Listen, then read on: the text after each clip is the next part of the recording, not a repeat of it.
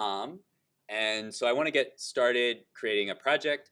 There's like a lot of stuff there's a lot of features on Replit, so we kind of have to ignore a lot of them. So I'll like X out of this, but if I want to make a folder to kind of organize my projects, I'll go to this thing that looks like a folder called My Repls, and I'll click on there. And then I can scroll down a little bit, and there's some notifications. I'll just get rid of those. And you can see my repls here. These are ones that I've created. There's also a tab for community and a tab for status, but I just want to look at repls. And if I want to create a new folder, there's a little folder button here. So what I'll do is I'll create a new folder for this class. So I'll say MMP 100 Fall 2023.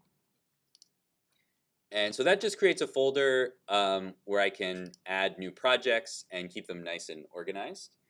And so now I can create a new project.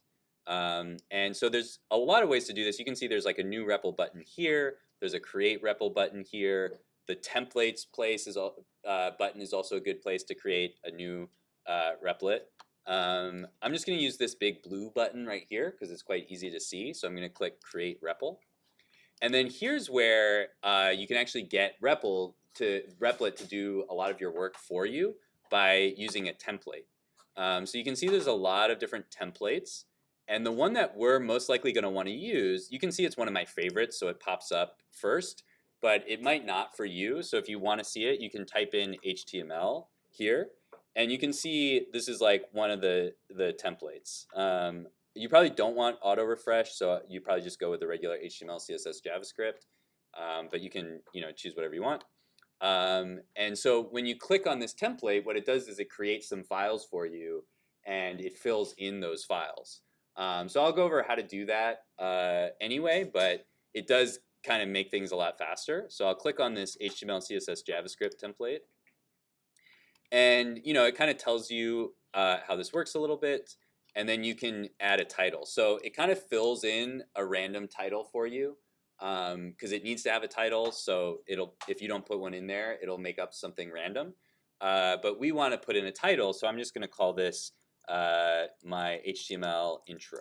So we're just going to be talking about some basic HTML today. It's public, which means that anybody can see it. That's what we want because eventually we are going to publish it, and so it has to be public for other people to see it. We also have to pay money if we want to make it private, so we don't have to worry about that. And so once we set those two things, we can just click create REPL, and that'll make a new project for us.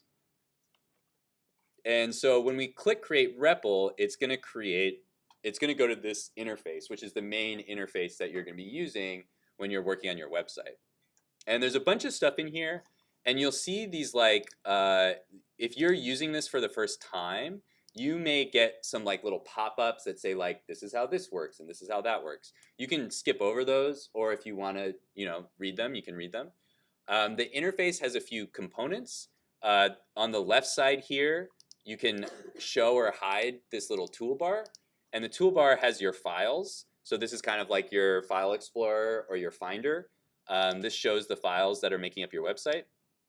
And then it also has a tools section, which has all the different sort of like windows that you can open on the website.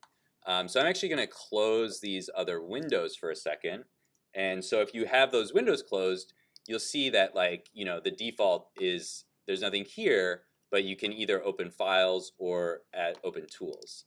And so if I want to start editing something, I could just click on the index.html right here and start to edit my HTML file. So what I'm going to do is I'm actually going to get rid of this, and I'm going to start from scratch just to demonstrate how you would do that. But you don't have to do that. You are welcome to use the built-in template that they have. There's a few things in here that you may not want on the website, so I'll show you what I mean in a second. But we'll come back to that. So then they also create a little JavaScript file for us. We don't need this. I'm just going to click on the right button here and click delete. You don't have to delete it, but I like things to be organized and simplified. So if I don't need something, I'm going to delete it. And then there's a CSS file, which just has a couple basic CSS lines in it. which it's nice that they created that for us and connected it. Next week, I'm gonna go over how to deal with that. So for now, I'm just gonna delete this as well. So I've kind of like gotten rid of everything that was in the template. You don't have to do that. Those files are gonna be useful eventually, but just to keep us focused on what we're learning today, I'm just gonna kind of simplify this. Okay, so then if I wanna edit index.html, I'm just gonna click on it, and it's gonna open it up in my file editor here. And I can, I can type stuff in here and change the website by changing what's in here. And I'm going to go over all of these different components in a second. We also have this like tools area, and there's a lot of different tools here. We don't really need to use most of them. There's a couple that we'll look at. There's like a packages area where you can download like plugins and stuff. Some of those will be very useful. I'll go over one of those in a second. There's the web view. This is useful to see what your website looks like. So if I click on the web view, it actually opens like basically a preview of my website. And I can also move this over here. So if I drag this tab and I move it around in the interface, I can like make it go over here, or I can go back like that. So I can set up the interface to kind of look how I want it to look. And so for now, we're just going to focus on the index.html in our web view. In a second, I'll look at a couple of these other tools. When we update our index.html, we're going to see the changes on the web view. The web view is just a preview of what our website would look like in the browser. So one thing that you might want to change, for example, you see this button here that says Run on Replit. This is just a button that Replit adds by default so that when you publish the website, people can see that you created it with Replit, and so they can actually click on that and it'll take them to Replit and they can see the code. So if I click on this, you're going to see it actually brings up the code of the website for somebody else to see how it was built. So that's kind of nice, but you don't have to have that. So I can see down here that the thing that adds this is this like little script here. And eventually what I'm going to do is delete that, but let's actually do that in just a second. Okay, so another thing that I can do in the web view, if I click on new tab, that actually opens the website that I'm creating in a new tab. So I can see what it looks like if somebody were to just go straight to this website. That's what they would see. So right now it's just the text hello world, and that's it. And we still see this button Run on Replit. So that can be useful because sometimes the web view doesn't look exactly like what it would look like on the web for various reasons. Like it might be a different size. It might be running slightly different software. So usually what I do is I have this open in a new tab. And sometimes if I'm not on the projector resolution, what I'll do is I'll just make this actually its own tab and put it over here. And then I'll get rid of this and I'll have this tab here. So if you saw me editing on my computer at home, this is most likely what you would see is me recreating that setup with actual browser windows, because what I see here is actually what somebody's going to see when they go to my website versus what I see in the web view, which is like Replit's sort of like approximation of what my website's going to look like. So again, it's really a matter of personal preference. I am on the projector view, so I don't have a lot of like extra space to work with. So I'm just going to use this the way they kind of have it set up. And so that's fine for you to use as well. There's also a button here for dev tools, which apparently doesn't work. Let me refresh the page. Okay, I don't know why that doesn't work, but that's something that we'll go over in a little bit anyway. It may be, I think maybe my computer just isn't big enough because I'm on the projector view. Let me see if I'm getting any errors actually. Oh, it's telling me I'm not allowed to do that. Okay, whatever. We'll look at a version of that in a second anyway.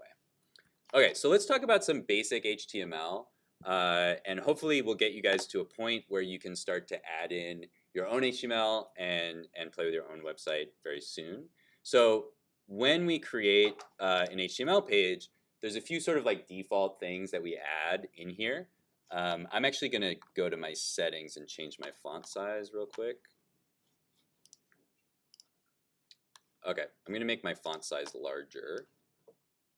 Okay. So I'm actually going to. Okay. I'm going to talk a little bit about the HTML, and then I'm going to just start from scratch. So HTML kind of looks like this. We have our content separated into what's called an HTML tag, and a tag is basically anything that is in between two angle brackets. So we have an open angle bracket to kind of say this is where the information starts, and then we have a closed angle bracket to say this is the end of that particular information. This is basically just a way to kind of separate the structure of our HTML document from the content, like the text. So you can see the text, this hello world, is just kind of sitting there, but we use these tags to kind of structure that content.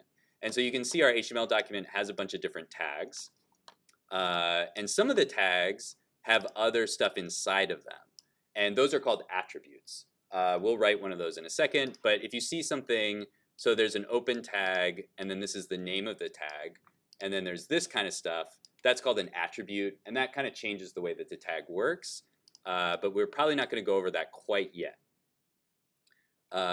So we'll come back to that in a little while. We can see some more stuff. So we have another tag here. We have our content here. You can see that hello world is what it says over here. So that's what's actually on the website. And then this green stuff here, this is the other type of stuff that you have on an HTML page. So you have HTML content, you have your regular content, and then this thing that's inside of a green thing is called a comment. This is text that's inside your code, but it's not actually part of what we see on the website. This is so you can take notes and write down information for other developers. So you can see Replit has given us a little note that explains what this tag down here does. So this note says, this script places a badge on your REPL's full browser view, and it's basically telling us that it creates this button down here. So essentially what it's saying is if we don't want that, we can just delete it. So I'm just going to delete this whole thing, and then if I refresh this page, that button goes away. Okay, so now let's write some HTML, and I'm going to make this a little bit bigger, and I'm going to just delete all of this. Okay. So if I refresh this page, there's going to be nothing there. And so for now, I'm just going to cover really just a few basics to get us started, and I'll cover some of the more advanced stuff after the break. So if I have nothing in my HTML file, you can see there's nothing on this page at all. And Replit is actually sort of saying like, oh, you don't have any code here.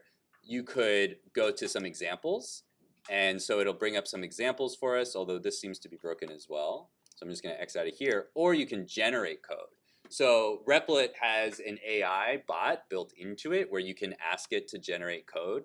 This is actually very useful, but it's not always 100% accurate. So if you've ever used ChatGPT or other AI software, you're probably familiar with how AI tends to work, which is that it can very quickly give you something that you ask it for, but it's not always 100% accurate. So it's useful to use the AI, but we also need to know what's happening and what we're looking for.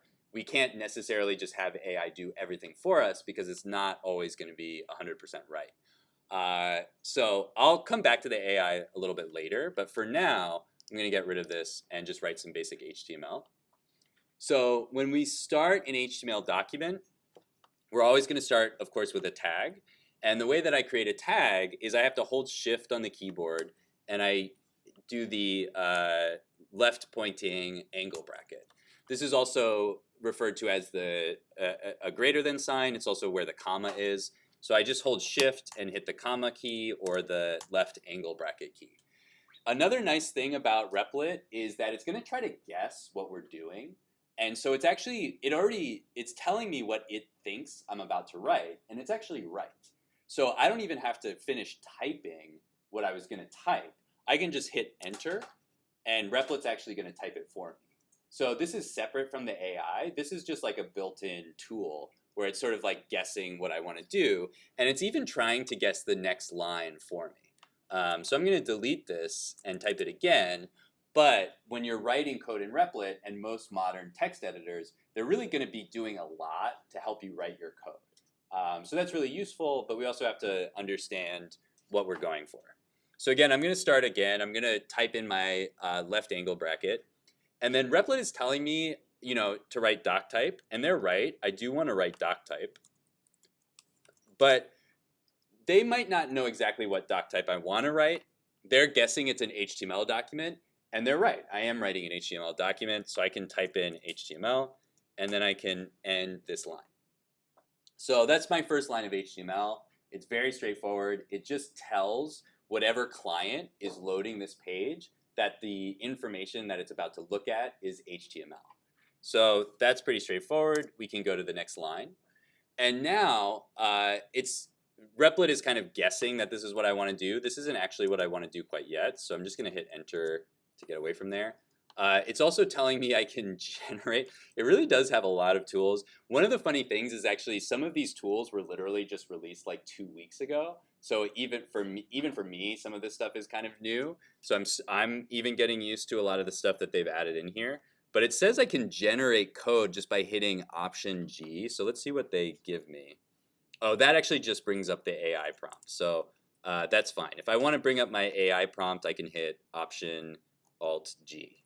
But I'll just hit escape to get out of there. So now we're telling the document that we want an HTML document.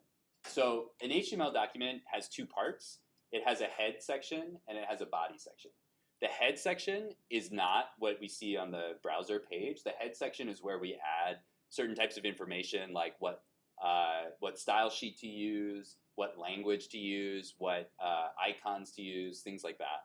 The body section is where we actually add in the content of the page.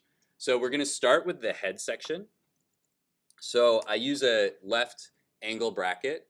And now it's guessing that I want to use an A tag, which is actually not what I want to use. Actually, I don't think it's guessing that because I think it's just using alphabetical order. But what I want to use is a head tag. And so I'm going to put in an H. Now it's guessing I want a header, which is not, I haven't gotten quite there yet. But when I get to HE, now it's right. I want a head tag. So I'm going to put in a head tag. And notice that Replit, when I finish the head tag, it adds in this little head section here. It does this other annoying thing, so I'm just going to hit enter to move the head section down there. And so this is what a lot of HTML tags look like, where we're actually saying the head starts here and it ends here. So the difference between these 2 tags is this doc type one, it doesn't have anything inside of it. It's just like telling the website this is an HTML document. This head section contains other tags. And so that's why it has an open section. This is head, and then this is a closing tag. It looks almost exactly the same, except there's a slash before the tag. So this tells our document that head starts here and it ends here. It's kind of like just an organizational tool, like a folder or something like that.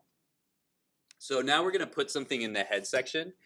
And another thing that is a little tricky when it comes to coding is that we use this thing called indentation to organize our code better. And so I might start writing code like this, but that's not going to look very good for a few reasons. So once I'm inside of this head section, I want to hit the tab button to move over by 1. So now when I add code, it's going to be clear that my code is inside of the head section and not another part of the document. Yeah. So on the right side, are you supposed to see everything that you're putting into the code? Like for me, I'm very visual. Like I Yeah. want to see what I'm doing to know that I'm doing it right. Yeah. So how would I be able to see like the exact code and how it would look on the site? You're going to see it in a second. Because we really haven't added anything yet. So all we've done so far is say this is an HTML document, and we're about to define the head section. So this is really all that we've created so far is a blank page. Yeah, but you'll see it in just a second. But that is actually one of the tricky things when it comes to web development is that it's not visual like Photoshop or Audacity or other programs. We do have to kind of understand what the relationship is between the code that we don't see and what we do see on the page. Okay, so in our head section, it's kind of suggesting using this meta tag. I'm going to go over that later. What I want to add now is actually called a title. So I'm going to type in title. And so my title tag starts like that. And notice that Replit added the closing title tag, because the title section, just like the head section, has something in the middle. And so Replit knows that, and so it's already added this closing title tag for me. And now I'm going to add the title of my website, and the title of the website is not going to show up on the page, but what it is it's the name of the website that shows up in the tab. And it's also the name of the website that shows up on Google if when you get Google search results. So I'll show that in a second. So for my title, I'm going to call this, we're going to do a choose your own adventure. So I'm going to call this choose your own, adventure. And if I refresh this, there's still nothing there. But if we look at this in a new tab, see where that shows up. It's in the tab at the top of the page. So that title in the head section is not something that we see on the page, but it's information that the browser can see. So for example, if I Google something, like let's Google, what's a website that we can Google? Let's Google New York Times. This text that appears here, that's the title of the website.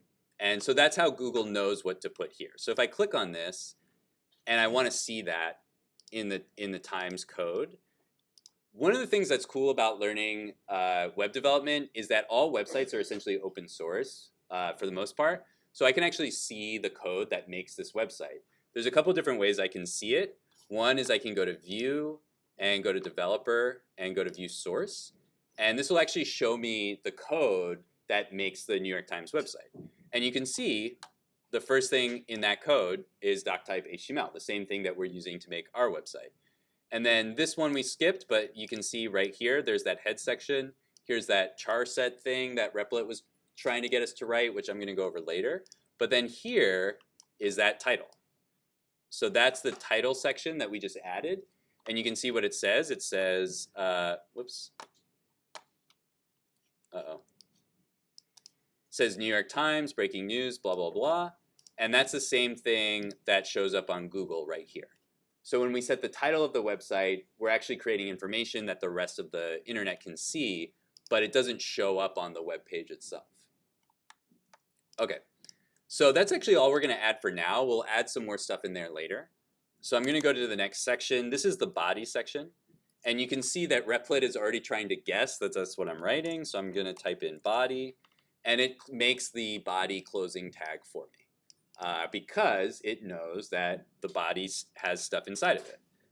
And inside the body is where we're actually going to start to write our content. And look, Replit is already guessing what I want to write here. I'm actually kind of annoyed about how much it's trying to tell me to do stuff, even though it's right a lot of the time. I'm, a little bit old school. I like to type out my code on my own, but it is convenient. It does actually know what I want to do. So the first thing that we do want to do is write what's called the header. And so in the HTML, we have a bunch of different headers. We can also see that on the New York Times website. So like, for example, this headline here is going to probably be a header. And if I go into their code and look down a little bit, oh, this is not the same code. Another way that I can view this is I can right click or context click and then go to inspect. And I'll go over this a little bit more later. Oh, the website, okay, the New York Times actually is probably a little bit too fancy of a website. There we go, okay. So you can see there's an H3 here. H3 is basically like the third most important header. So H1 is like the first most important header, so the biggest header, followed by H2 up to 6. So you can see that H3 tag there. So if we add an H1 is essentially like the main header of the website. And it's already telling me that I want to do choose your own adventure. They're right, but I'm going to type it out myself. And then I'm just going to close this tag. And there we go. So sometimes when you're using Replit, you'll end up in a weird situation where you type something, but Replit also types it. You're probably not going to see this. Like if you have two closing H1s, the browser is not going to really get that confused by that. So it's probably not the end of the world, but it could create other issues. So if you see something like that where there's like 2 closing tags, just delete the second one and just try to make sure it looks right. Okay, so we have choose your own adventure. Now Replit is telling me I want a P tag. Again, they're right, even though I find them annoying. I do want to add a P tag. P stands for paragraph. It's just like the main text tag. So if you look at like a New York Times article, you know, most of the, oh man, their website really is quite, there's too many. So modern websites just have like a million different little pop-ups and different things going on. So it's kind of hard to use as a good example. Let's use maybe, what's a better example that we could use? I'm trying to think of like a simple blog that we could use. I'll find one later, but let's just see if we can, I'll just like click on an article and see if we can find a thing. Now it wants me to log in. I'm just gonna click continue. Okay. Okay, I'm just gonna log in real quick.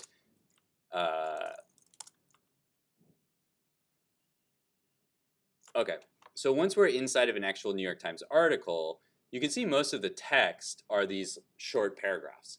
And these paragraphs are gonna be P tags. So you can see there's a P tag here.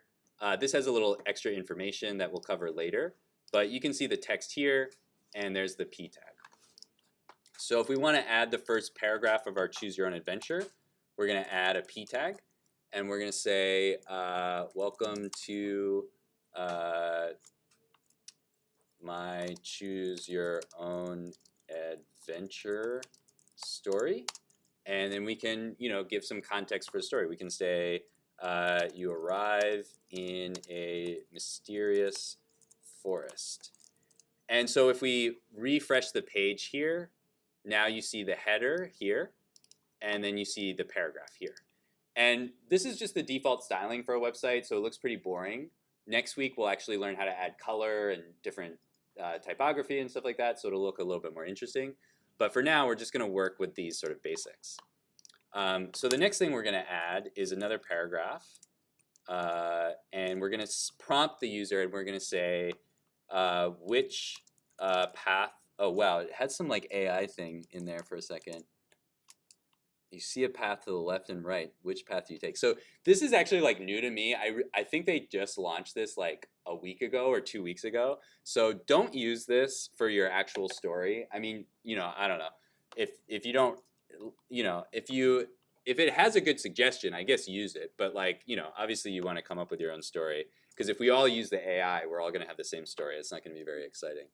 Anyway, this is like literally what I was probably going to write though, so it is kind of annoying. So we are going to prompt the user to make a decision, but now I'm going to prompt them to make a different decision. So I'm going to say there is a dog on the right, or I'm just going to say there's a cat and a dog. There's a dog and a cat. Choose which animal to talk to. Okay, and then we're going to give the user a couple options. And so this is the last thing we're going to cover. This is actually creating a hyperlink or a link to a different page. And this is where things start to get pretty confusing. So I'm going to just cover this very quickly, and then I'll give you guys some time to play with it on your own. So I'm going to say there's a dog and a cat. Choose which animal you want to talk to. And now I'm going to make 2 links, and those links will go to different pages. And so for my first link, I'm going to add another paragraph. And what I'm going to say is talk to the dog. And now I want to make this a link. And so what I can do is inside of this paragraph tag, I can add what's called an anchor tag or a hyperlink tag. And this has an A in it.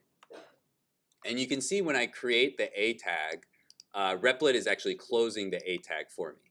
So I need the text to be inside of there. If I refresh this, see the text just looks normal. But if I take that text and I cut and paste it in between the 2 A tags, and I refresh it again, Oh, it still looks normal because I haven't added a link. But we're going to link this to another page. So this is where earlier I mentioned attributes. This is the first attribute that we're going to add. So to make this link work, we're going to add a little bit of information inside of the tag that basically tells it where to go. So inside of this A tag, I'm going to make a space here. And then this attribute is called an href, or a hypertext reference. So I'm going to write href and then equals, and then 2 quotation marks. Every attribute in HTML has this format where you have a title for the attribute, and that changes depending on what you're changing. But for now, we're just doing href, which is hypertext reference. So it's just the page that we want to go to. Then there's an equal sign. This is just setting the value of that attribute. And then there's 2 quotation marks. And those quotation marks essentially say where we want to go or provide a value for this attribute. So for this one, we don't actually have an HTML page yet. So I have to say where I want it to go, but then I'm going to have to create that page. And this is where things start to get a little bit more confusing. But I'm just going to create that page, or I'm just going to write something, and then I'll create the page later. So I'm going to call this dog.html. So right now, in our file system, we just have index.html. And I can create another page called dog.html. It doesn't exist yet, but when I create it, it'll link. So if I refresh this, now if I click on here, it's going to try to go to that page, but that page doesn't exist yet. So let's go back. So of course I want to do another option for the cat. So I'm going to make another paragraph and another A tag. And I'm going to say talk to the cat. And inside this A tag, I'm just going to do another href and do cat.html. So you can really call your pages whatever you want to. It doesn't really matter. They just have to like match what we create. Okay, so now I'm going to refresh this. Okay, so now I have talk to the dog. Doesn't work yet. Talk to the cat. Doesn't work yet. So now we need to create those pages. So to do that, I go to File, and there's a couple different ways I could do this. I could take my index page, and I could make a copy of it. So I could say duplicate. That's usually what I would do, so I don't have to repeat all the same information. But I can also just click the plus here and just type in dog.html. It's already guessing that I'm creating an HTML page. It probably read the code that I wrote and is guessing that's what I want to make. Okay, so if I want to just create a new page, I can write everything out from scratch, or I can copy this stuff. So I can copy this and paste it in here. So I'm just hitting Command C and then Command V. And then of course I'm going to change some stuff here. So for now, let's just delete. Well, actually, let's just delete this. I can always grab it later. And so now we're going to say you talk to the dog. So I'm not going to fill this whole story in quite yet, but we're just going to get started. There's probably a setting to turn off the AI prompts, but I'm just going to ignore that for now. So now if I go to talk to the dog, you can see we're on dog.html. We don't really have a link to go anywhere else for now. We'll work on that later. But for now, we're just going to get this basic set up. So now we still need a cat page. So let's go back to index.html. The other way that we can do this, instead of copy and paste, is I can take index.html. I can click on the menu and go to duplicate. And now I can call this cat.html. And if I mess up the naming and I want to rename it, I can click on the options here and go to rename. And I can rename that file. And so now we have our cat page, and we can say you talk to the cat. And so duplicating makes it a little bit easier. I don't have to rewrite or copy and paste all this code. Of course, I still have a lot of stuff to add. So I am going to kind of probably go back and add that stuff later and make some changes. But just for now, I just want to go over these basic links, and then we'll cover a few more things that we can do in a little bit. Okay, so you talk to the cat. So let's test our links. So you talk to the dog, you talk to the cat. Okay, so we're going to add a lot more to this, but for now, we can just get started setting up those pages and making sure those links work. And we can take a little bit of time. Sorry, that took a little bit longer, but we still have like 15 minutes before the break. So if you have questions, I'll come around and try to take a look at different things. And we can, just get basically started and get set up. I'll go over a few other things after the break, and then we'll have some more time for you guys to keep working on stuff. So I'm going to stop the video here, and then I'll answer questions.